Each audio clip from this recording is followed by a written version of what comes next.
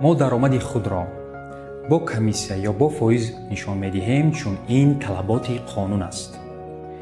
ما این را اجرا نکردن نمی‌توانیم.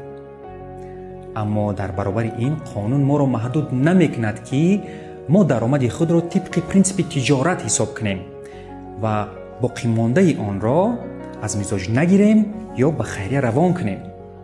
یعنی ما خودمان را محدود میکنیم و تا امروز در این مسئله حتی یک مرتبه هم استثنا نشده است.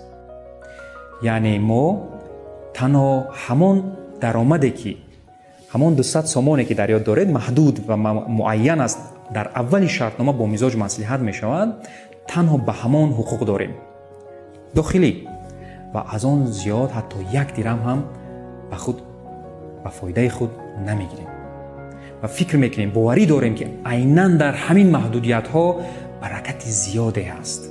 باید فراموش نکنیم که اساس این مکانیزم مبلغ گذاری، مقصدی مبلغ گذاری و طرز حساب و کتاب درآمد بانک می باشد. در خود کلمه فایز مشکلی نیست. فایز این یک معیار متماتیکی است. خب و در دیگر بانک های اسلامی جهان نیز درآمدناکی قرضیشان با فایزهای اشاره شدند. مثال بزرگترین بانک اسلامی در جهان الرجی بانک فایز کارت های کردیتیش 36% سالانه است و یا ابودابی اسلامیک بانک تا 37% سالانه و یا امارات اسلامیک بانک تا 42% سالانه. و باز هم اهمیت دید که ما مبلغی نقدینه به مزاجانمان قرض نمیدهیم.